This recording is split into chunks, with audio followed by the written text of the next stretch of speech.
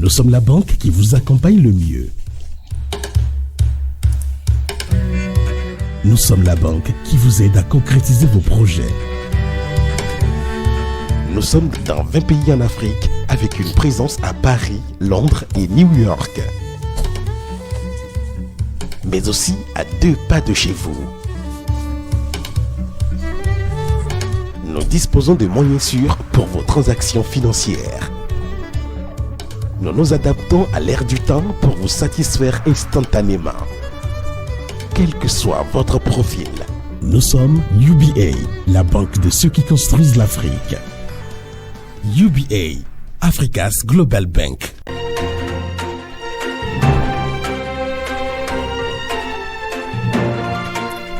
Rebonjour chers téléspectateurs et merci de nous rejoindre sur les 10 dernières minutes de cette émission Carré Politique où je reçois pour vous Dr Delors Faton. Il est là pour parler avec nous de cette actualité qui défraie la chronique depuis ce dimanche, notamment la démission de Boni Yayi, l'ancien chef d'État et le leader charismatique de la formation Force Kori pour un Bénin émergent. Il est d'ailleurs le président d'honneur de cette formation politique.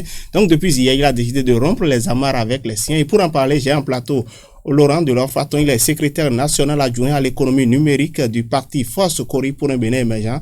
Bonjour, docteur Laurent Delors Faton. Bonjour, monsieur le journaliste. Bonjour, chers internautes. Alors, dites-nous comment appréciez-vous cette démission de votre leader charismatique. Est-ce que cela vous a paru une surprise? Une grosse surprise. Autant pour chacun de nous, responsables du parti politique, que pour les militants et aussi pour le peuple béninois. Vous savez, le président Boni Yayi reste et demeure notre président d'honneur. Et c'est celui qui a dirigé le Bénin durant 10 ans. C'est une grande figure politique de ce pays qu'on ne peut pas négliger.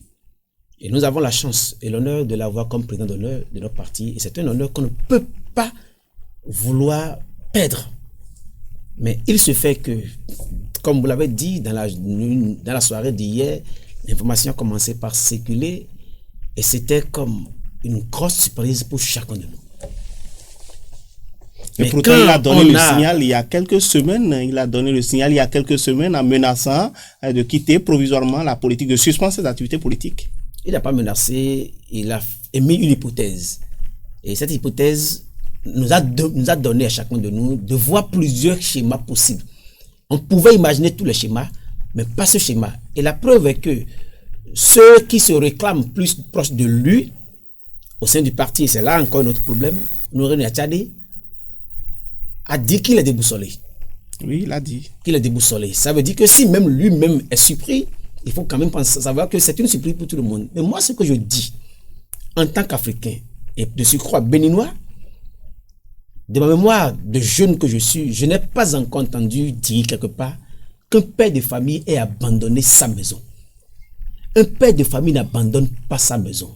Ce qui veut dire que Boni Yayi n'a pas abandonné la FCBE et qu'il ne peut même pas abandonner la FCBE. Parce que FCBE, c'est comme il a dit, 17 ans de sa vie active politique. FCBE, c'est 10 ans de gestion de pouvoir avec des femmes, des hommes, des militants dans tout le Bénin. FCBE, ce n'est pas Rompé, ce n'est pas Yarou, ce n'est pas Faton Delors, ce n'est personne parmi nous. C'est l'ensemble des peuples, des populations béninoises qui croient en cette dynamique, en cette méthode de gouvernance, en cet espoir qui plane encore au-dessus du Bénin. Et quand on me dit que Boni Yayi a démissionné, je dis il n'a pas démissionné, peut-être qu'il est en voyage. Mais il a été clair dans ses propos et si on en vient aux raisons qu'il a évoquées dans sa démission, il vous accuse de nourrir des relations plutôt complexes et incestueuses avec le pouvoir. Et ça fait partie des raisons qui sous-tendent un peu cette démission-là. Qu'est-ce que vous en dites? Ce débat de suspicion avec le pouvoir ou pas, comme le président Boni Yayi hier, et comme tous les détracteurs de cette conception, personne n'a jamais amené dans l'espace public une seule preuve. Et vous savez, les gens tablent sur un aspect pour dire que nous sommes devenus le bloc, troisième bloc. La semaine dernière, mais cette semaine, je suis sorti à travers une chronique pour dire nous n'avons jamais été un troisième bloc de parti talent, nous ne le serons jamais. C'est facile. Donc pour tout vous nous rassurez ici que vous n'êtes pas un pion du régime. En tout cas, jusqu'à preuve du contraire, Ce n'était pourtant pas l'avis de votre compatriote Kama Wasangari qui était sur notre plateau il y a seulement quelques jours. Et dimanche dernier, il a dit que vous n'étiez pas la façon dont vous assumez un certain nombre de choix, un certain nombre d'orientations au parti laisse poindre quelques suspicions par rapport à votre relation avec le régime. Kama sait de quoi il parle, mais j'aurais voulu que Kama Wasangari, qui est un camarade, qui est un ami, qui est un jeune comme moi, apporte les preuves de ces allégations. S'il a la moindre preuve que nous sommes devenus le troisième bloc de Parti Talon, qu'il apporte des preuves, parce que nous sommes dans l'espace médiatique et public, qu'il dise ce qu'il a à dire avec des preuves à l'appui. Oui. Et quand c'est Kama, vous savez... Oui, et Laurent de Lofaton, c'est juste une parenthèse que j'avais ouverte là. Revenons au sujet. Boni Yayi, il a fustigé aussi la gestion que vous avez faite des listes électorales dans la perspective des prochaines élections communales. Il dit notamment n'avoir pas été associé. Comment vous êtes candidat, notamment dans le 5e arrondissement de Porto-Novo. Comment vous êtes arrangé pour être associé à cette confection-là? Et pourquoi avez délibérément choisi d'écarter les autres? Boni n'est pas sur le territoire national. Et il a dit qu'il y a qu'on a fait des rapports. Oui, des rapports. Ça veut dire que les suites là-bas des rapports. Les rapports de qui? Qui ont ceux qui ont fait ces rapports? Est-ce qu'il a écouté les rapports de tout le monde? Il n'est pas au pays pour qu'on puisse échanger avec lui sur certains sujets. Mais quand on me dit des rapports, qui a fait le rapport? Parce que vous avez suivi Kama Wasangari, quand il sortait les griefs. Et ce qui est étonnant, c'est qu'on dise qu'il y a certains qui sont proches de Boni Yayi. Ça veut dire que délibérément, les gens il y a certains qui se réclament proches de Boni Yayi et d'autres ne sont pas proches de Boni Yayi. Ça veut dire que les gens comme moi, qui sont sur la liste, ne sont pas proches de Boni Yayi.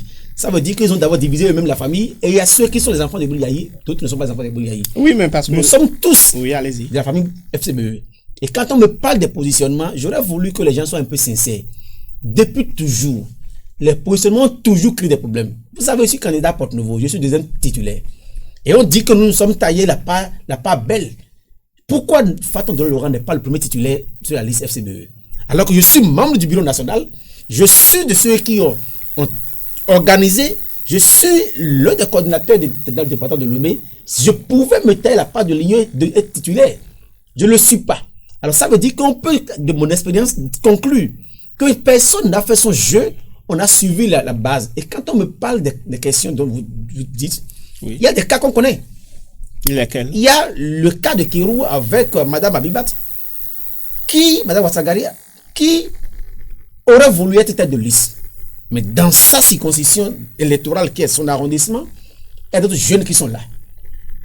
Madame Abibatoua vient de faire déjà 25 ans d'expérience politique et on a pensé à un moment donné qu'il faut quand même laisser la place à d'autres jeunes pour faire leur expérience. Il y a d'autres jeunes, anciens ministres, d'autres jeunes qui sont là, qui n'ont jamais fait l'expérience électorale.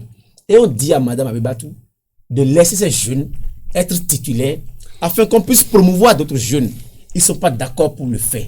Et quand on tient compte de ces petits paramètres. Mais monsieur Laurent de Lofaton, ne dites pas que je vous ai interrompu dans votre argumentaire, mais dites-nous, est-ce que Boni Yayi, en tant que président d'honneur, ne devrait pas être associé à la confection de vos listes de candidature?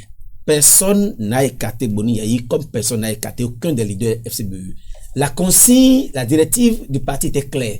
Ce sont les communautés à la base, les militants à la base, qui confectionnent leur liste, qui font leur positionnement, qui envoient aux coordinations communales. Mais la volonté des militants n'a pas été respectée dans toutes les circonscriptions électorales. Vous savez... On parle de la 13e circonscription électorale à Cotonou, où l'honorable Justin Adjovi, par exemple, a été délibérément mis de côté et au profit d'autres qui seraient proches de votre camp, de votre bloc. Cette affaire de proches, j'ai déjà abordé l'aspect. Il n'y a pas de proches de FCBE. Je l'ai dit, je suis responsable, je suis ceux qui ont décidé de tout ce qui s'est fait dans l'OB, je suis deuxième titulaire. C'est que cette question, il faut qu'on l'évacue carrément, qu'on n'en parle plus du tout. Mais quand on parle de M. Adjovi, vous savez, la situation que nous vivons a fait qu'à un moment donné, il y a deux camps qui se sont formés et on fait deux listes protagonistes dans Cotonou, 15e, 16e circonscription électorale. Et il se fait qu'on a demandé à ce que les deux camps se rencontrent pour faire une liste consensuelle. M. Adjovi a dit qu'il ne va pas s'associer aux autres camps pour faire une liste consensuelle.